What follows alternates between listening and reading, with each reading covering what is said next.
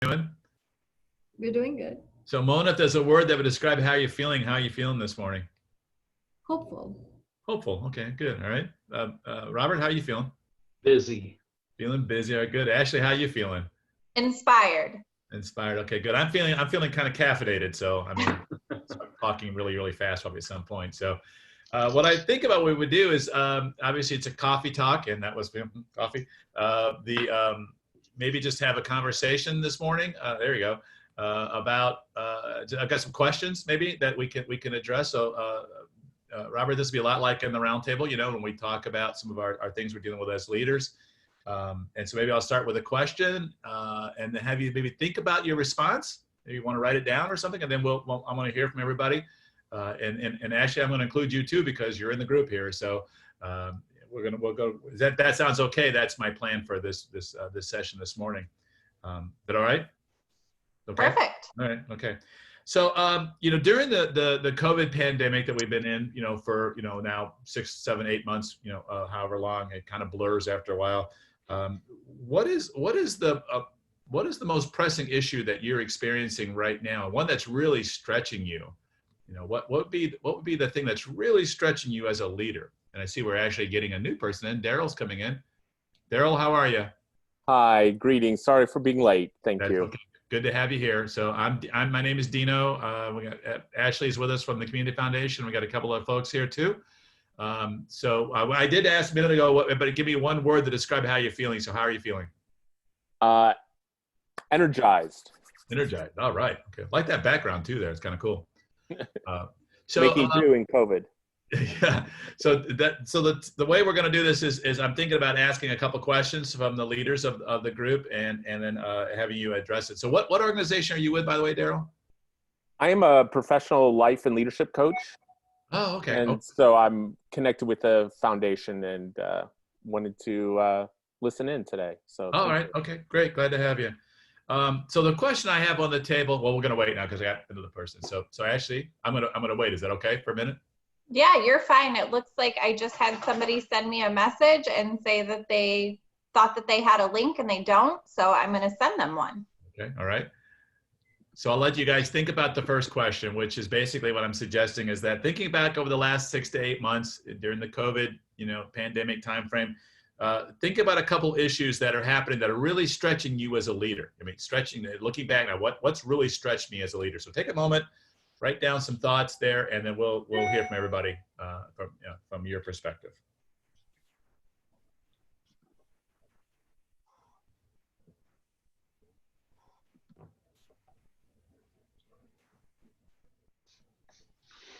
And when you're done, put your pencils down and heads on your desk. I'll tell that you're ready to talk.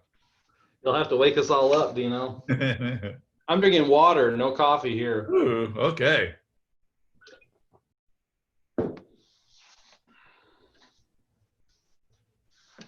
Everybody got some thoughts? Let's start with Mona. Mona, go ahead and tell us maybe what your thoughts are around what's really stretching you right now. So connecting with people has been very challenging. I do have a lot of virtual friends and family, but I really do enjoy being in the community, meeting with people, and that just seems to have disappeared. And I don't see any signs of it coming back anytime soon. Okay. What kind of connecting were you doing previous to this? What did you mean actually by connecting? I mean, I'm curious. Like visiting programs or attending meetings for some joint ventures, whatever the case may be. The face-to-face interaction has completely disappeared. I mean, I'm thankful that we have Zoom and we can still see people versus just having conference calls, but that has definitely been a challenge. Okay. So yeah, and so that not being in the same room together, the isolation a little bit more has been stretching for you. I got it. Good, cool, good. Let's go to Robert. Robert, what'd you write down? Yeah, so for us, we did our quarterly meeting here yesterday for our team leaders. And as we kind of went around the room, it became evident that a lot of us are really battling some compassion fatigue right now. You know, people just aren't taking their PTO. There's not a whole lot you can go and do. You can't really travel. You know, there's not a lot going on outside of work. And so people are working more hours and just being here, and we're really seeing the stress of that. Not necessarily that we're any busier than normal, but just the fatigue of day in, day out, not taking a break. Okay, it's not that they're not taking their time off. They're just kind of at it, going at it. Yeah, I mean, we've got people that've got 170 hours of PTO built up, and they're not taking it. Like, yeah, what are you gonna do? Take the next 3 months off? So they're they're looking at it like, I can't do a whole lot with my family. Why take my time off? I'll just come to work. Is that including you? And in the same way, I mean, they're needing that break to get out of here and rejuvenate. Yeah. Does that include you? Have you taken any time off? I've actually taken time off. Yeah, I've only got about 75 hours of PTO, so I'm all right. I can only take a couple weeks. So Not like 3 months off. Okay. All right. Good. Yeah. Awesome. Good. All right. Let's go to Daryl. Daryl, what'd you think about when I asked that question? Yeah, I think the choices, I mean, in addition to the connecting, I think the choices that are asked to make this day, maybe I may make different choices the next day. There may not be the consistency to it, but it's the constant need to make choices and decisions. I think. Interesting. Okay. Every day, a little bit different kind of environment that we're in. Yeah, exactly. Okay, good. I see Keith Sarber and I see Aaron. Aaron, good to see you again. Keith, nice to see you too. We have to put a question out there for the group. The first question is a series of questions I'm just asking everybody. The question that they're addressing right now is, what's the most pressing issue that's really stretching you over the last few months during the pandemic? So I'll let you think about that question. I'm going to go to Ashley for a second. Ashley, I didn't get to hear from you as far as your response to that question. Yep, and sorry, I have no camera on my desktop computer, so Okay. I am here, I swear. All right, I trust you. The thing that's stretching me the most is not being able to plan for the future. Usually trying to put a plan in place for months going forward is a big deal around here, especially with fundraising, and we haven't been able to do that. So everything is last minute, and that's been stretching my organization skills. Okay, so last minute kind of planning. All right, okay, sure. Aaron, what are you thinking about? What's really stretched you the last few months? Everything. If you could pick one or two. Yeah, just narrow it down. Is that what you're asking? Yeah. It's the balance of everything being different at work, everything being different at home, everything being different for children at school, and all the unknowns in your personal life and your professional life. I think those two worlds coming together and just figuring out how do we go about with it. It's kind of that, we just walk around and we're like, oh, so this is what we're doing now. Okay. Roll with it. And it's just that constant change of, oh, this is different day to day. And so that unpredictability that we're used to and that comfort is been probably the most stretch for me. Are you still working out of Warsaw at this point? I'm not. I'm here with Keith and Mona and Ashley. Oh, really? Okay. I'm back in Elkhart. Oh, you're back in Elkhart. Good. I thought you were still down in Warsaw. Good to know. I made the jump about a year ago, or a little over a year ago. Wow. Well, I miss you on the round table. So yeah, I miss them for sure. Keith Sarber, how are you, sir? I'm all right. Thank you. What's stretching you? Glad to be here. I would say the chronic slog or trudge of COVID life.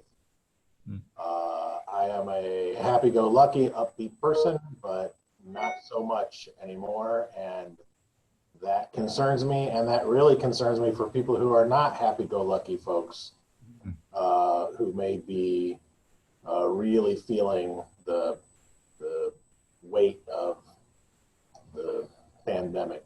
So I could create a list regarding education of children and stability for them, upcoming vaccine and whether or not people will accept it, that becoming a political hot potato like masks, et cetera, et cetera. So. Yeah, it's difficult to stay up, right? These stresses and these pressures tend to kind of pull our attitudes down a little bit. It's very easy to understand it can happen. Okay, thanks. Ashley Jordan, what was your thoughts there? What's stretching you? going to echo what Ashley 2.0 said, and that is planning. I'm a planner by heart, and so having to be fluid in this situation and learning patience and change, and it can compile. So if you're patient and you're fluid, things go much smoother. Patience is important. Okay, got it. Good. All right. And I see we have another gentleman joining us, Tyler. Tyler, where are you at? What's your organization? I'm at Pleasant View Church, north of Goshen. Okay. Okay. I used to be involved with the COAD as well, which is community organizations assisting with disasters. So worked pretty closely with Ashley over the last few months as well. So.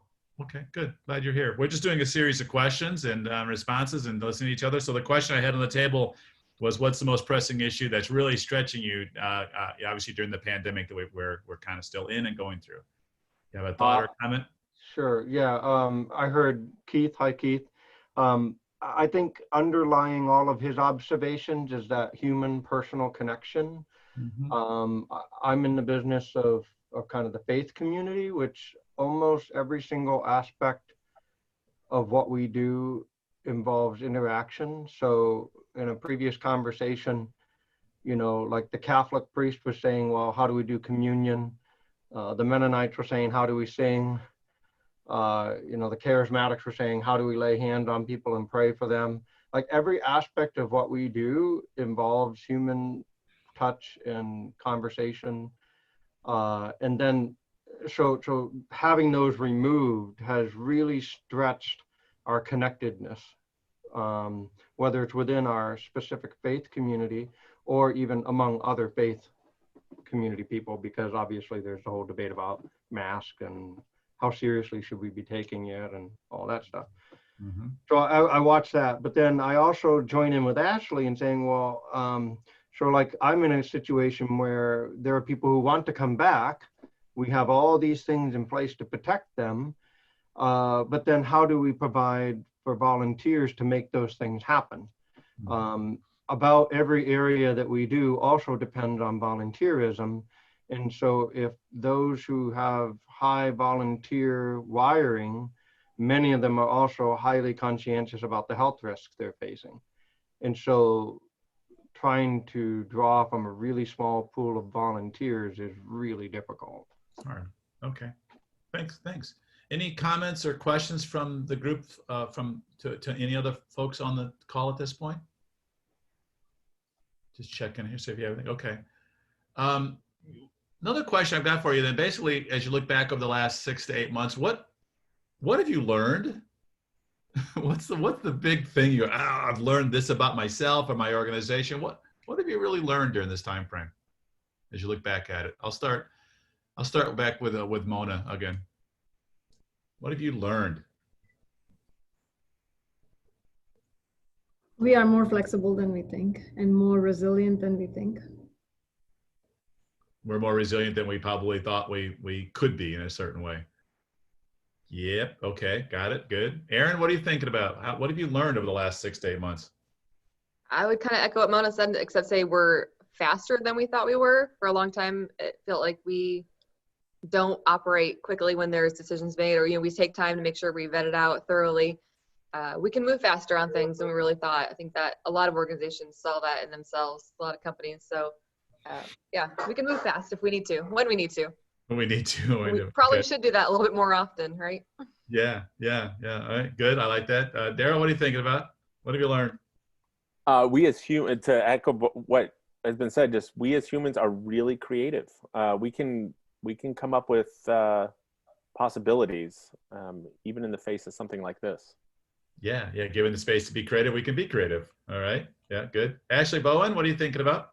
What have you learned? Probably who you can really count on, who you can go to, who the problem solvers are. Mm-hmm. I guess, yeah, who your friends are, who you can count on. Who you can count on. Okay. Yeah, you learn who your friends are. All right. Yeah, I like it. Robert, what do you think back now? What have you learned as a leader? What have you learned? So I think it's been a really good way for my staff to realize that we can solve problems in a different way. than what we have in the past. So almost since the time I came here 2 years ago, we've wanted to post our stray animals online. And every quarter we've said, oh, let's figure out how we get our stray animals posted online. And we've got the technology to do it. Let's figure it out. Well, it would come and go and we wouldn't complete the thing. And then, you know, when COVID hit, we said, hey, we need to have our stray animals online. And it happened in a week. So I think, you know, there's some good things that have come out of this as well. Yeah. All right. Good. Keith, what do you think now? You look back. What have you learned? Yeah. So I'll take the opposite of, well, maybe Ashley said this in a roundabout way, who my friends are not. I have really learned the expense of engaging in ignorance and or online debate and the cost to my mental health and the opportunity cost to quality work. So one of my big takeaways during all of this was someone said, you know, you don't have to respond to ignorance, and when you do, what does it cost you? And so I have a sticky note on my desk so that I'm constantly reminded. I love debate. I love arguing, and but I don't have to argue with every fool on the internet block. Yeah, that's a good thing to learn. I learned that as well. Tyler, what did you learn? I've made more friends in quarantine than I have in months. Like some of the connectedness that has occurred out of this distancing is really pretty amazing. I mean, for those of us who really want to try to like press in and make change happen, there's a posture of receptivity that wasn't there before. So I'm still looking to see what some of that fruit looks like, but you know, I can even smile when I see Ashley and Keith. You know, I at least know them now and look forward to meeting Keith someday in person. But you know, there's some great connectedness. The other part of me is I'm wired probably more like even in the whole thing of like politics, like I see things more purple than red and blue. And so I kind of echo where Keith's at, but I also find myself constantly wanting to see how can we move together more like together, you know, like not everybody is the extremes that our society wants us to see. None of us are defined by one issue. And so how can we work together on that part? So that's been a pretty interesting journey over the last 6 months for me and my congregation, because we've shed people from our church on both ends of the extremes, if that makes sense. I mean, we haven't been strident enough and we haven't been open-handed enough on the issue of something like masks. Yeah. Great. You know, as a leader, it's really hard to find that course forward without losing a few people. Right. Yeah. Okay. Great. Ashley, Jordan? I'm going to say the importance of mindset and teamwork. I think we know that they're important, but that COVID really taught us if you don't have a positive attitude and you don't work together as a team and learn what your strengths and your weaknesses are, that it's just not going to work very well. It'll work maybe, but not the best it can. And so that's going to be mine. Mindset and teamwork. Mindset and teamwork. Okay, very good. Good. Ashley Bowen, did I get you? You did. Okay, thanks. I just lost track of who had spoke up there. All right. I don't think I missed anybody. Just curious if you could, obviously the pandemic and then the accompanying economic downturn creates a sense of crisis for people. And tell me what that word actually means to you when you hear that word crisis. What does that mean? Crisis. Aaron, I'll start with you. What does crisis mean? Oh, crisis. Yeah, you look red, right? You see danger, warnings. Everything is uncertain and potentially dangerous. Okay, uncertainty, dangerous. Okay, good. Tyler, what does that word mean to you? Opportunity. Oh, okay, all right, yeah, sure can be, yeah, all right. Ashley Bowen, crisis, when you hear that word? Drop everything and fix this. Drop everything and fix this. All right, all right. Keith Sarver, what do you think about when you hear crisis? Trauma and confusion. Trauma and confusion. Okay, yep. All right. Daryl, what are you thinking about when you hear that term? Get the sense everything pauses to address whatever's facing you. All right, so stop what's going on. All right, yeah, all right. Pause. All right, good. Mona, what do you think about when you hear crisis? When I hear crisis, to me, it's survival at stake. Stop doing everything you are and focus on getting out of this. Mm-hmm. Okay, all right, good. And then Robert, what do you think about with crisis? So the need to create a safe space and a safe place for people to be able to share what they're feeling and what they're doing. Mm-hmm. Okay, good. Yeah, good. Thanks. And Ashley Jordan? Crisis. Trauma, disaster, urgency, the need to fix it. Mm-hmm. Would you agree that this has been a crisis? Or anybody say, no, it's not really a crisis. Is this a crisis that we're dealing with and we're leading through? Unlike any one that I've seen before. I've seen economic downturns before, and it's happened to all of us. I've probably my fourth or fifth one. Never seen a pandemic.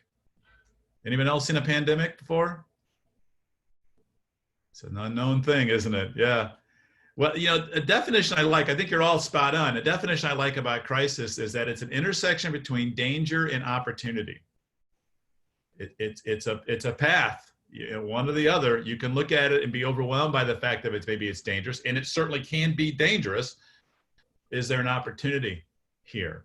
Now, what I know a lot of companies do, a lot of organizations did is this phrase pivoting. They pivoted to something, which maybe we're all sick of hearing that. I'm not sure, but pivot is a common word. I want to focus on pivoting a little bit. And I want to also focus on control, let's start with pivoting first. Has anybody seen their organization need to pivot? I bet Tyler's pivoted quite a bit, leading the congregation. I mean, pivoting, you know what that means, right? A pivot. Everybody okay with that word? What that means? Keith, what does that mean to you when you hear pivoting? I heard it a lot the last couple of months. Well, I first think of the episode in Friends when Ross is teaching people how to turn a couch to get up the stairs. Suddenly I'm speaking to a very specific group of people. Pivot, pivot. You know, it's interesting as a person who works within a traditional church that has been trying to pivot all along, something as simple as online giving. People see that as money grubbing or whatever, but I'm sitting here going, well, I've got 20-somethings who don't have cash and don't have checkbooks, and they want to find a way to give to our organization. So constantly running into those road bumps. I mean, all of those roadblocks were lifted when COVID hit. Like suddenly everybody wanted to meet online. Services were expected to be online. Giving was supposed to be virtual. Like like I said, it's an answer to prayer. Not all of my fellow pastors feel that way, but I'm wired to like jump into that. I will tell you what really happened ahead of time to prepare me is I followed Simon Sinek, and he did a series of talks on the infinite game. And I think that the pandemic has revealed to us the necessary pivot every organization needs to make is that we're now playing what's called the infinite game. We don't know all the players on the field. There are no rules. The only winning is that one lasts and provides quality in that lasting. And there are really very few organizations that do that well. What you discover is many will follow those organizations. You know, the organizations that are nimble and pivot, there's a very small group that do that. And then everybody else just seems to kind of get in their wake. So anyway, that's a snapshot. For me, we've seen that happen across all layers. Now the pull to come back to normal is the challenge that we have now, because what's normal? What's normal? Yeah, that's what Ashley and I were talking about before the session started, is that's a normal human tendency to want to get back to some kind of normal. Yeah, it's not there. It's not going to be there. Maybe that's not going to ever be that way again. Yeah. So pivoting is the question I have on the table. I'd like that. Thanks, Hal. Good statement. Pivoting it. What does that mean? Mona, what does that mean to you when you hear pivot? I mean, I hear it a lot. I'm just curious what you guys all think about pivoting. You're changing the way you're doing something, or you're changing the direction, or it's basically a change that you're making. It's a change of some sort, pivoting to something else. Daryl, what does pivoting mean? Have you had to pivot? Are you pivoting? Yeah, I mean, I think that's where some of the creativity comes, that change, thinking about things in new and different ways. And I think having the courage to make those shifts is part of what I think of when I think of pivoting. Yeah, having the courage to do it. And is your organization nimble enough to do it? Are they ready to do it? And sometimes they're not. Keith, pivoting? You pivoting in the work you do in the United Way? Pivoting somewhere? Yeah, absolutely. So, our normal funding protocol ends in the middle of January, and United Way goes, oh, we've come through that. We've done our good work, and we've funded organizations, and community impact can take a rest now. And then what happened in February?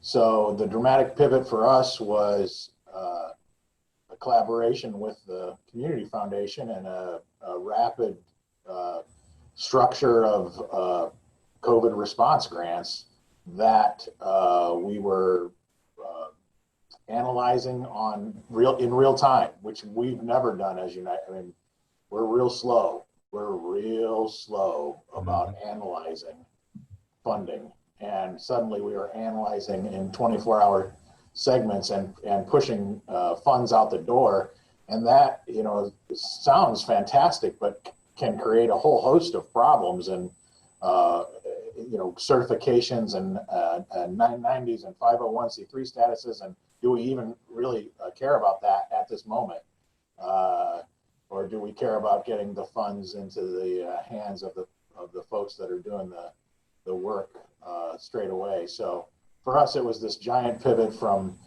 very static fall, fund 20 organizations to just blowing up 70 different nonprofits across really a region in some ways, funding folks inside and outside and all around, which goes all the way back to where this conversation for me started today, and that is that we are much more flexible and nimble than we ever thought we were, and it's because we were forced to be that. So yeah, that's my take on pivoting. That's a good story. Yeah, I've just looking back at the folks that I've been talking to over the past year. I mean, strategy, right? They all had plans going. We had plans at the Everlow Foundation for going into 2020. Those plans just got exploded. No one's talking about a 3-year strategy anymore. No, that time horizon came way back. Like, what am I doing next week?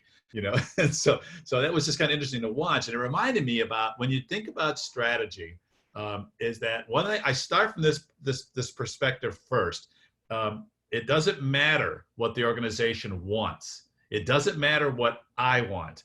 That doesn't matter when you think about strategy. The only thing that matters in strategy is what does the environment want. Okay, if the environment doesn't want what you offer, you're in trouble. If the environment accepts what you offer, you can do it. But the environment is ever powerful. This is an example of what the environment did to every organization around the world. Changed it. Something came along that we were not expecting, and either you see it as a dangerous thing, and there are, quite frankly, organizations and companies that have gone out of business because the environment crushed them. There are others that have done just fine, and there's others that are doing really well. It's a matter of what the environment wants. Okay, and so that pivoting is pivoting to the environment, what the environment wants. That's what we tend to pivot to. Whatever the environment is causing us to do, we have to stay agile and move to it. And that's the adaptive process that our environment and our planet does to us. We have to stay nimble. We've got to adapt to it. That makes sense. I mean, I take that perspective. I've seen many companies think they're going to last for a long time, and they don't. Something changes. Remember Blockbuster? Remember them? Some of the young people might not. They dominated for a long time. They're gone. Remember record stores? Go a little further back. Record stores used to be one every single town. Not there anymore. Gone. People still listen to music, but they don't go to music stores. Something in the environment changed. The environment is causing us to change right now. The pandemic has really put us on that push. Makes sense? What do you think? Am I on base, off base? I mean, it's the environment that we're dealing with. The macro environment is very powerful. Daryl, what do you think about when I say that? Yeah, I was thinking about, I think you're right. I mean, I think there is so much about the environment. I think for me, I oftentimes think of the environment constantly changing. So it does matter how we adapt to that constant change. That's just where I'm thinking right now. Mm-hmm. Yeah, there's actually, we like to think of ourselves, maybe if we're doing strategy and thinking about the direction of our companies as futurists. We need to think like futurists is the best way to say it. So the strategy is about the future, right? Pivoting is something you're pivoting to take your company into the future. There's several dimensions you can look at: demographic changes, social economic or social cultural changes, the economy, technology, and even the physical environment. Those are all ways you can slice up how the future's coming our way. And the organizations that adjust to those changes stick around. Those that don't stick around. I think about, like, Tyler's talking about, organized religion. That's his industry that he's in there, is services around the congregation. Certainly under a lot of different pressure right now. And then the pandemic adds to that. How's he pivoting? What's going to keep him functioning? And all of us are in the same boat all the time. Aaron, what are you thinking about? What the environment? Does it matter? Do you adjust? Do you pivot? Yeah, you adjust or you die, right? I mean, that's you adapt or you don't continue on. So it's thinking about things in the past we've learned and talked about of,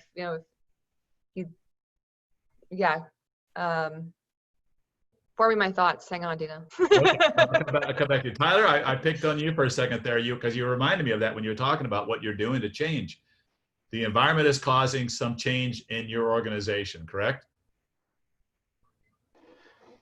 Yeah, I was thinking about a book I read a while ago called Culture Eats Strategy for Breakfast. Uh-huh. And one of the things we found is we put a lot of structure in place before this happened that actually allows us to be nimble. Mm-hmm. But the culture is still sitting there saying, is this really happening? Uh-huh. But, yeah. I know that's not just unique to faith communities. So when you say environment, one of the things I started doing is like, okay, define your terms. Is the environment that we're working within in our organization, or is the environment around the organization? Mm-hmm. And one of the challenges I've seen here kind of in Northern Indiana is that we do have a high number of individuals who don't have a lot of experience with other cultures or been in other countries. And so I think there is, it's possible to have a big view of your environment and be adaptive if you haven't traveled. But I do think that if you are someone, there is more susceptibility to not being able to handle new input or being dislocated. So I guess what I'm saying is there's, particularly in this environment where I'm at, there's a large number of people who don't know what it's like to be dislocated or be more than just the only player on the scene. I don't know if I'm conveying that very well, but there are other environments, other geographic locations where people may be more able to handle that change when the environment changes. So like what I'm saying is, like, for example, having lived in Asia, I know that there's a cultural value of wearing masks when you're not feeling well or the air quality is not good. Mm-hmm. Politicize the mask issue reveals something about how you want to control your environment when it's really changing around you. Does that make sense? Mm-hmm. Yeah, I can add a little bit more to the question I tossed out there. When I say the environment, I was thinking about the external environment, everything outside of my company. But you know what? When you think about culture, is sort of the internal environment, and I think that the external environment that we're, the macro environment actually eats both. It eats your current company's strategy, and it can also eat your internal culture for a while. Mm-hmm. It's all powerful because you bring in, demographic changes that happen, in all of our organizations. Those demographic changes can affect the internal culture because those are the people inside your company. Something that shifts like this can really mess up your strategy. I mean, at the Edward Lowe Foundation, we had a great plan for this year. We were packed with retreats. All our schedules were full. we were actually booking into 2021. That all just went gone. We had to pivot to virtual environment. We had to shift it fast. So it ate up our plans, you know. Hopefully it's not eroding into our internal culture. So yeah, there's an internal environment and an external environment. External stuff to me is really very powerful. Right. Demographic shifts. One of the challenges Ashley and I talked a lot about, and it'd be interesting to hear Keith's perspective with his role with United Way, is when we talk of a place like Elkhart County coming together, addressing this crisis together. Well, it's amazing to me how Middlebury, Goshen, Napanee, Elkhart are so vastly different and really are not cross-pollinating a lot. Like there's not a lot of natural connection where we could really help each other more. But just the cultural environment of trying to say the county is going to move forward on something is really hard. Isn't there like a wall between Goshen and physically, and you got to have a passport to get between Goshen and Elkhart, I think is. I'm just joking. Well, I mean, a very real thing that I'm seeing is, you know, it's a valuable thing to talk about Black Lives Matters in Elkhart. Let's talk about a sensitive issue, right? Let's talk about cultural values, right? African-American population in Elkhart, dear friends there.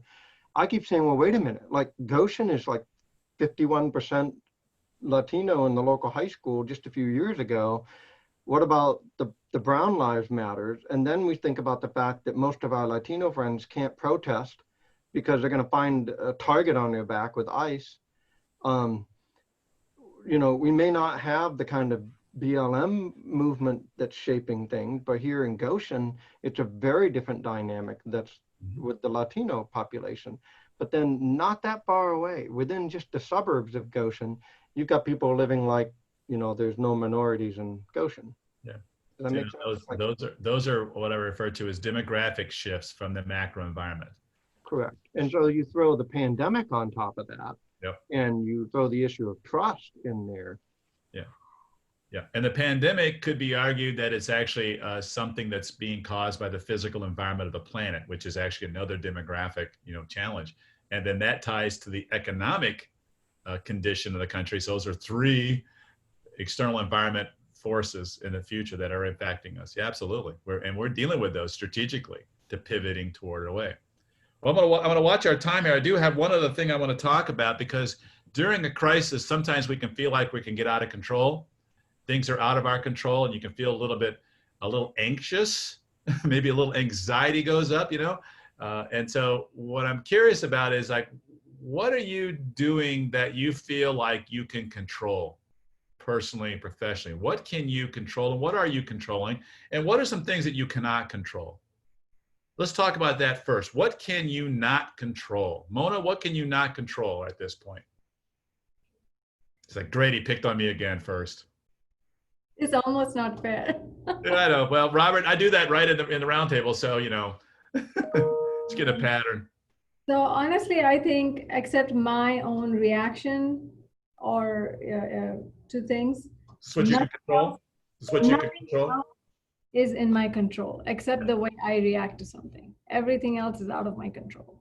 All right, so how your response to things is what you can control. Okay, good. I might come back then as you be, I like that. I maybe be specifically what you can actually, what response you can control. But I'll come back. I'm gonna go to Aaron next. Aaron, what can you control? I can control my time management skills. I can control how well I'm planning and communicating with others. And just like Mona said, my reactions to things that happen to us, how I decide to respond when things shift underneath us. Okay. Yep. All right. Got it. Good. Robert, what can you control? So I think what we are able to control is that we're able to, I go back to the story of the elephant and the rider, and Dino, you can probably tell that story a whole lot better than I can, but in the book Switch, they talk about the motivation being the elephant, and the rider making the decisions on where this should go. And in any kind of change environment, you're seeing these two work together to get where you're going. Well, the elephant doesn't move right now because it seems like every day we're moving in a different direction, or there's not a motivation to go one way or another. It's just the stagnant sitting still and not knowing where to go. But at the same time, we as riders are trying to say, let's go this way. This is what we're doing. We're going to provide curbside service, and we're going to do everything online. And in the back of our minds, we're going, but is this what it's going to be like a week from now? And I think that's where I get stuck, is let's move forward with something only to hit a wall and back up and try again. It kind of feels like throwing things at the wall and seeing what sticks at times. So you cannot control the elephant in a certain way. Is that what you're saying? To me, it feels like the elephant's not moving. Like there's no motivation to go in any direction, because we're feeling like if we go in that direction, maybe that's 2 steps in the wrong way. We built this beautiful new facility and put out the word, everybody come in and see all the adoptable animals. And in 2019, we sent 4,700 animals home to their new environments. And now we're saying, don't come into our building. Oh, for God's sake, don't come to our building, you know? And so, where's that elephant going? I don't know. Lost the momentum to an extent. We sure did, yeah. And now it's, oh, go online and see these adoptable animals and we'll show cute videos. Well, you can see cute videos of kittens anywhere. So, you know, how do we direct them to our website? Got it. I understand. Daryl, what do you think about what can you control? What can you not control? Well, I think going off of what Mona was saying is my reactions. I think when in these kind of situations, my conversations with people have been, do you fight against it? Or do you find ways to embrace the reality and find ways to, someone mentioned about, I had the image of kind of water down a creek around rocks and those kind of things, and the adaptability of that. And I think when it comes to leadership, that ability to adapt and start by embracing what's around you and finding ways to move within that. Okay, good. Ashley Bowen, what do you think about that? That what can you control and what can you not control? I echo Mona exactly. I can control my reaction. I can't control others. Okay. That's one way to look at it. Yeah, absolutely. Tyler, what are you thinking about? What can you control? I started a hashtag thing I started doing at the start of coronavirus. Just people are awesome. And you know, there's just a lot to celebrate. I echo Daryl's thing of just all the creativity that we can celebrate. I made the mistake the last couple of days of weighing in on politics because I was so disappointed by the debate. But beyond that, I tend to stay out of those waters. Yeah. I really want to celebrate the great things that are happening. What I can't control, and I've really struggled with, is I think now more than ever, we need really decisive, clear, trustworthy leadership in all areas. People really just want to know how to go forward. The problem is we also have a deep distrust of authority in our culture. And we've been hurt so many times, or we want to do our own thing so much that it's just really challenging. I like Daryl's idea of being adaptable, and I've had to be very adaptable. But how does one also stand clearly and lead clearly in an organization where you're getting feedback from people who don't have to handle holding people together? And particularly in a volunteer organization like ours, they can just choose to say, well, then fine, you don't reflect our values and step out of the stream. Does that make sense? You know, employees you can hire and fire and retain, you have all these incentives and benefits and all that, but it's really challenging as a volunteer organization to manage what people think of authority and leadership when you exercise it. Interesting. Okay, good. Keith, what are you thinking about? What can you control and not control? I was thinking Tyler just needs to come closer to the blue and away from the purple. Be very helpful for him. Love you, Keith. I didn't closer to the blue. I didn't comment on any of your debate posts, and it will be nice to meet virtually someday. I would echo again what most have said, and that's my attitude and my behaviors, or my attitudes and my actions. are really the only thing that I can control, and that I need to be conscious of almost all the time, right? I can't, what used to work may not be the appropriate attitude or action today. I have a question for you about your background there. Is it really snowing and cold and right now in Elkhart, or is that something No, just missing? it's actually overcast. Okay. Snowstorm behind them. They're like, wow, did weather change that drastically? All right. Well, good. Yeah, I was one last thing that I want to get your takeaways here, but when a crisis comes along, I mean, a technique that we can do in crisis management is this idea about building a fence. And what I did was when it first began to happen, you know, you feel the anxiety go up, and everyone's naturally nervous about what the future's going to cause. And I wanted to make sure I knew what I could spend time and where I should put my focus on. So the idea of building a fence is what I'm talking about here, and it's a psychological fence, not really a real fence. I had two blank pieces of paper. Okay, on one piece of paper, I wrote down all the things that I could control, that were within me and that I could control, and I made another list of things that I could not control. So in my list of what I could control, I wrote down, I can control how much sleep I'm getting.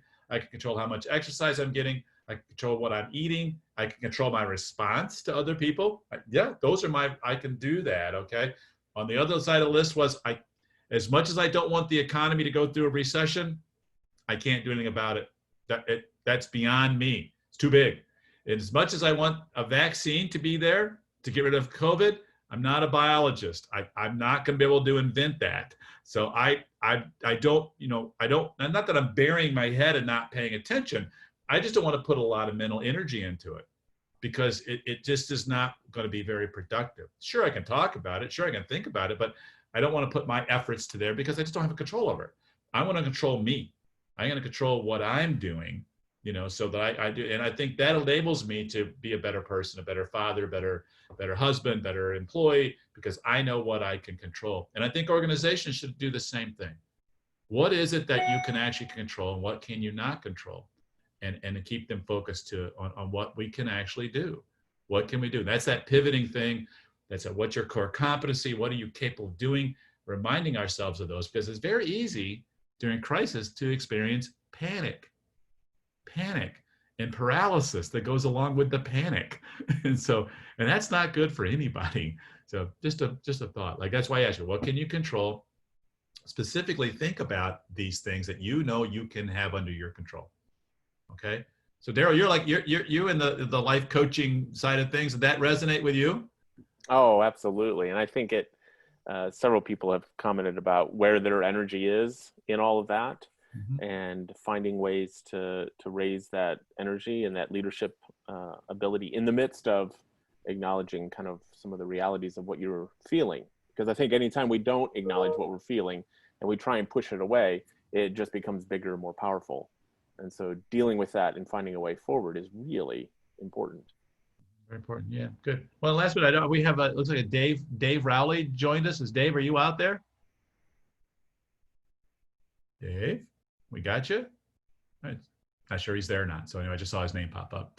So let's do this. The last couple minutes we got, I want to go around the circle, think about the conversation we've had for the past hour or so. Like, okay, so what's the one key takeaway that you have from today? What's the one thing you maybe want to think more about going forward? And I will not start with Mona this time. I'm going to start with Robert this time. I knew that was going to happen. Yeah, I know. Yeah. So I think, what really resonated with me was the environment dictates what we do. And we don't control the environment. We obviously, to our internal culture where we are, and to our families and where we work, we have the ability to make effect to our environment. But our environment dictates what we do, and so how we adapt shows who we are and how we lead. Yeah, and I'm a big fan of brain science, and psychology tells us that the brain does really two things. Okay, fundamentally, it moves toward a reward something it finds pleasurable and satisfying, it moves away from threat. That's all we do. I mean, that's fundamentally what we're doing. So if it's a threat, we want to move away from it. If it's a reward, we tend to go toward it. And that's probably what we're all experiencing. Keith, what are you thinking about? What's your takeaway from today? The control, what I can control and not control, is really interesting to me. And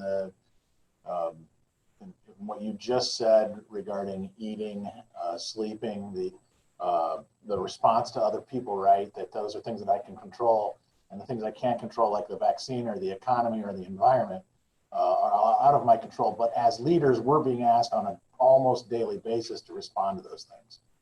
So we're sitting in meetings and being asked, what do you think we should do in response to the vaccine, the environment, the economy, all things that are, so my takeaway today is to think more about that and study more on that. How do I react, respond, participate in things that are completely beyond my control in the best way, or the most productive way? Right. And, and sometimes, opportunities, strategy actually manifests in between that tension between this is a threat and this is an opportunity. So it's okay to think about those as an organization. Should this be something we begin pursuing and put our resources toward? If it seems to fit what we do, seems to fit what the mission is, okay, we can have that. But boy, this over here, this is not what we do, so stay away from that. That's not we don't have any resources to take care of that. And that's like, we determine our strategies based upon that kind of conversation. But again, for us individually, what can you actually do? Even in strategy, what are you actually able to do? That's a different story. Daryl, what are you thinking about? Somebody had mentioned early on in the conversation about mindset, and I'm just, a lot of this seems like it's coming back to that mindset for me, and how we can be disciplined about the way we approach these environmental changes that are happening. Yeah. I think mindfulness, and I think meditation and being in the flow. It's what Ashley and I were talking about before we got started. Those are all good coping mechanisms when we're going through crisis, that we're going through challenging times. It's being able to spend time thinking about our thinking, and then making sure that we're healthy emotionally and psychologically. All right, Mona, I'm over to you now. So I didn't go with you first. Thank you for not going first on me. Pretty much everything that I have written down is, somebody or the other mentioned it. The most impactful thing, and I knew this, but just bringing it to my awareness, I think strategies about the future and must definitely meet the need of the environment. Yeah. It resonated with me. Yeah, good. I mean, strategy has nothing to do with what you're doing today. Today's tactical. This is tactical. What we're doing right now, this is tactical.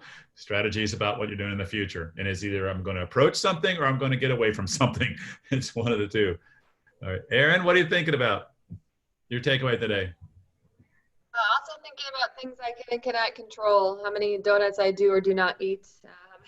It's a lot. Spoiler alert. Well, it's true. As my friends in the office will vouch for it. How much news I consume about things I cannot control as well, and what's my response to that? Yeah, too much probably is the answer.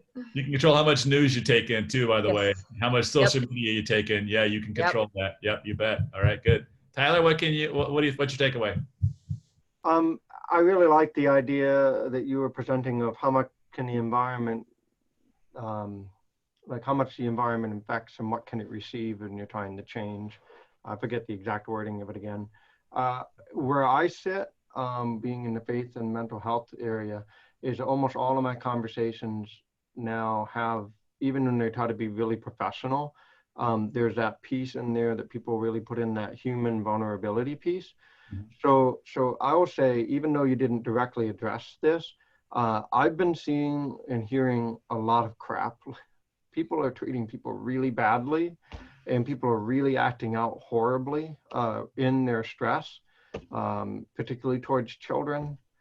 And so I'm really needing these kind of interactions to have a less cynical view of the world. Like, there's a lot of beautiful things happening, but there's also a lot of really ugly things happening, and we can't let that dictate how we respond to each situation. Does that make sense? Like, oh yeah. yeah, it just feels to me like this is another reminder, this gathering, it's another reminder of always be looking for what that next solution and opportunity can be, because there is a lot of danger around right now. Yeah. Well, that's great. I think that's a reminder for me about how important our peer groups are, you know, and that the Community Foundation is sponsoring. If you haven't been in one, they're terrific because it does provide support and insight and reminders of what works well. It does all that too. So we need that because the world is full of cortisol right now. That's my feeling. You know, cortisol makes us all feel anxious and we don't behave very well when we're full of cortisol. So Ashley Bowen, your takeaway? My takeaway comes from the pivoting portion of the discussion. The entire time you were talking about it, I was thinking about in basketball, the way that pivot rules go, you can keep one foot down and move the other. And I was thinking that that's a lot of what we're doing is try to maintain the things that we're doing well, but we're using that other foot to move it and change all of the things that need to change anyhow. Yeah, so. That's a good analogy for it. I think that's where it comes from. Okay, good, thanks. And I think it's to Ashley, Jordan. Ashley, Jordan, any comments, thoughts, takeaways for you? I think it goes back to the importance of mindset and understanding that my attitude dictates my thoughts, which then in turn dictate my actions, but that I need to take into consideration what my environment is around me, as well as pivoting. You know, I love Ashley Bowen's thought on it. This is just like basketball. You know, you don't want to lift that foot, but you need to continue to pivot. You need to reanalyze. You need to re-energize. You need to refocus. So I loved having this conversation with all of you guys today. I love the different angles in which people thought about it. I love the people in this room because you are all thoughtful, kind people that have great ideas. So great takeaways today. Appreciate all of you. Great. Well, it's nice being with everyone this morning. Let me know if you need anything. Certainly reach out. I believe most of you have my email. If you don't, I'm sure Ashley can get it to you. I'll be happy to talk further if you need any other references, things like that, as far as books, articles. I can send you some stuff too. So great. Give me one word to describe how you're feeling right now as we close out. Aaron, how you feeling? Good. All right, good. Tyler, how you feeling? Energized. All right, Ashley Bowen, how you feeling? Feeling good. All right, Keith, how you feeling? Yeah. All right, Daryl. This is a great. I loved everybody's contributions. This was, yeah, the connection was wonderful. Okay, good. Mona, how you feeling? Positive. All right, Robert, how you feeling? Ready. Ready. Dave, I'm not sure if I got you. Is Dave out there? Yeah, I'm out here. I'm finally off mute. Regretful is my word because I had a prior commitment that ran long, and I apologize for that. But lots of good ideas here, and you know, it's up to leaders to stay positive and proceed. Yeah. Sorry we couldn't get you in any earlier than this. So, but maybe next time. So, and Ashley, Jordan, how you feeling? Positive. And I do want to remind all of you that October 13th from 3 to 4:30, we have our 90-minute workshop for engaging women as donors. So if that suits you guys, please join us. We would love to have you guys. Okay, thanks. Good to see everybody. Take care. Dino. See you later. Bye, guys. Stay safe. Bye, Ashley.